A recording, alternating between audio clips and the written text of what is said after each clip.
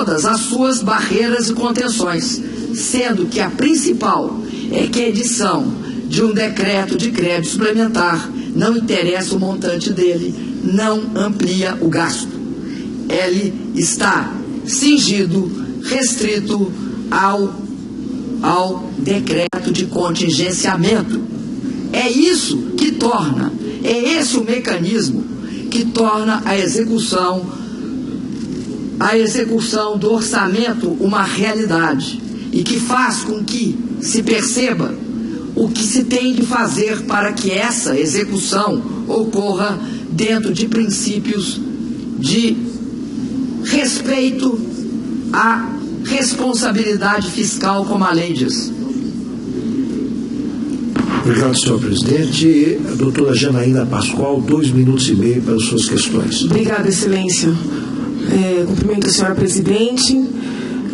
Presidente, no início da fala de Vossa Excelência disse que 2015 foi um ano difícil em virtude da crise no exterior, sobretudo nos Estados Unidos. Eu gostaria de saber se Vossa Excelência poderia explicar por que o Chile, o Peru, o Paraguai, a Bolívia e o México cresceram, apesar desta mesma crise. Em que medida essa crise atingiu o Brasil e não atingiu estes países?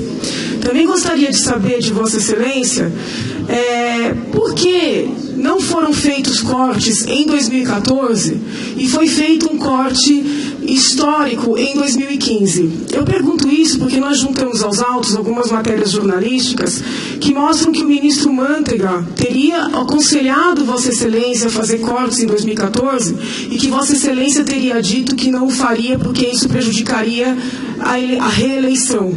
E muitas testemunhas de defesa ouvidas nos autos confirmam que, comparando-se os cortes feitos em 2014 com os cortes feitos em 2015, os de 2015 são muito mais elevados. Então, gostaria de saber de Vossa Excelência por que estes cortes, que ao que tudo indica eram necessários já em 2014, não foram feitos. E aí até faço referência à fala do próprio ex-ministro Nelson, que disse que os cortes feitos em 2015 fizeram de 2016 um ano menos difícil. E ele mesmo reconheceu que se tivessem sido feitos cortes em 2014, 2015 também não teria sido um ano tão problemático. Para finalizar, novamente cumprimentando Vossa Excelência, eu queria fazer um registro por questão de justiça. Quem lidera este processo é Dr. Hélio Bicudo, que foi membro do PT durante muitos anos. Então, só por uma questão de justiça, inclusive com a senhora Maria Lúcia, que é filha do Dr. Hélio aqui presente, que eu acho que está aqui representando toda a sociedade que nos apoia, eu gostaria de esclarecer isso para Vossa Excelência. Muito obrigado.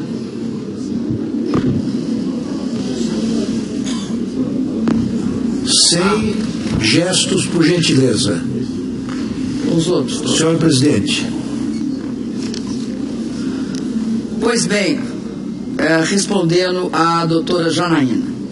Doutora Janaína, eu sinto informar a senhora, mas por todas as estatísticas disponíveis no Brasil, a crise não começa em 2014. Ela se intensifica no final de 2014. E isso fica claro, por exemplo, quando se olha, por exemplo,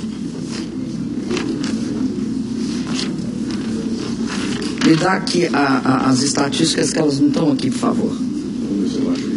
Quando se olha, por exemplo, eu sei de cabeça, a queda no preço das commodities agrícolas, elas se intensificam a partir de outubro. Se tem uma queda bastante significativa.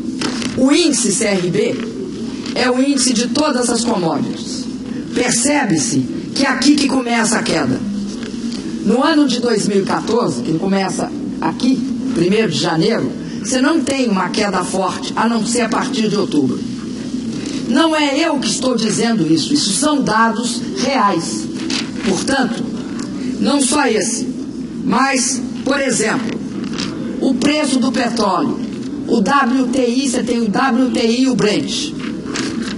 Eles vêm altos e começam a cair. E a queda se aprofunda vertiginosamente em janeiro. Quase todas as commodities no Brasil tiveram esse comportamento. Algumas tiveram um comportamento diferenciado porque começaram a cair em setembro. Mas a grande maioria começa a cair em outubro e se intensifica em janeiro. E de forma pronunciada em janeiro, onde há a maior queda em todos os países do mundo na área de commodities. Isto não foi eu que escolhi. Nós vivemos no período de 2014 uma transição entre uma fase do ciclo, que era, enquanto o mundo desenvolvido, onde tinha começado a crise em 2008 e 2009, afundou em 2008, 2009, 2010 e 2011, nós continuamos segurando e não afundando. A partir de um determinado momento, nós tivemos uma queda brutal. Essa queda brutal começa no final do ano de 14, a partir de outubro de 14.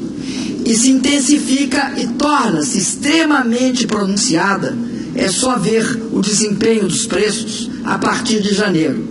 A partir de janeiro, por exemplo, o petróleo afunda. Sai daqui, em outubro, e cai aqui, no dia entre janeiro e fevereiro de 15. Considerando que o petróleo, o minério de ferro, tiveram um comportamento parecido e que o comportamento das commodities agrícolas vinha desacelerando a partir de setembro, começa o mais forte em outubro e despenca a partir daí, nós temos um cenário de extrema preocupação econômica, que de repente coloca diante de nós as dificuldades que é gerir o país no momento de uma intensificação dessa natureza. Eu acredito, advogada Janaína, eu acredito que nós teríamos conseguido superar esse processo se por acaso tivesse havido menos politização na tentativa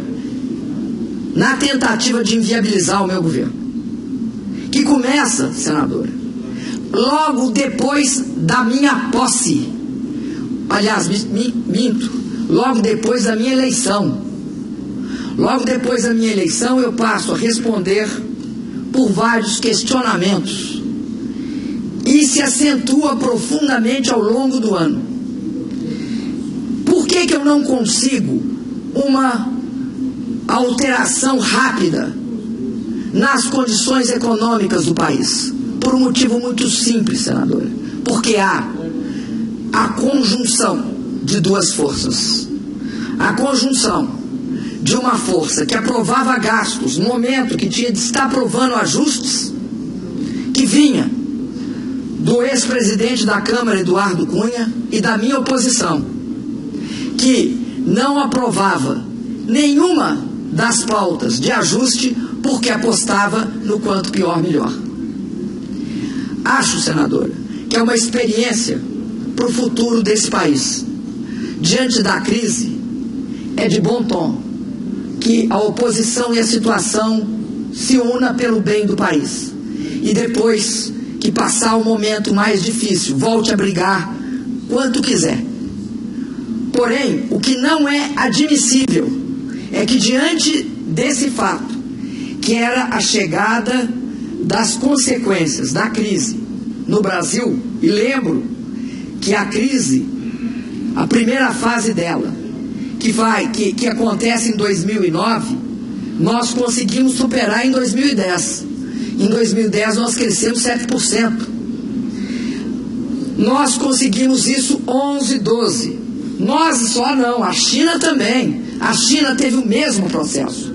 A China segura a taxa de crescimento. Vai despencar a taxa de crescimento da China na mesma hora que a nossa despenca. e ela passa de uma taxa de crescimento de 10% a 9,5%, 9%, para uma taxa de menos 7% hoje. Considerava-se uma taxa de menos 7% para a China um verdadeiro absurdo. Ninguém esperava que isso acontecesse. Então, há que entender esse processo. Ou se entende esse processo, ou nós vamos continuar fazendo mal para nós mesmos. E fazer mal para nós mesmos é nunca reconhecer que tem uma crise. Para a senhora ter uma ideia, eu, no início de 2015, quando visivelmente as receitas despencavam, começavam a despencar. Por quê? Porque o petróleo caía e nós somos sensíveis. Nós ainda somos um país sensíveis a commodities. Quando isso acontecia, nós ficamos brigando por conta da eleição que tinha passado.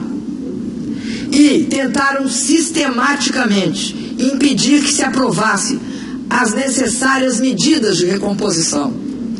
Essas medidas não foram aprovadas, foram parcialmente aprovadas e embutiram nesse país uma crise de proporções gigantescas. Acho que todos nós aqui somos responsáveis perante a nação. Acho que não é possível acreditar que num processo intenso de queda da atividade econômica, como o que acontece em 2015 no Brasil, seja por geração de expectativas negativas, que elas funcionam, de queda da arrecadação. Diante dessas expectativas negativas, a gente fazendo o maior esforço, tanto que fizemos esse esforço, que eu quero dar uma única estatística. Supunha-se que em 2014 nós fechamos o ano com menos 4 bilhões de dólares de déficit comercial. Ao longo de 2015, o governo fez um grande esforço e conseguiu um superávit de 19,5 bilhões de dólares. Soma 19,5 bilhões de dólares com menos 4, nós fizemos um esforço, na verdade, real de 23 bilhões de dólares. O que era absolutamente inesperado.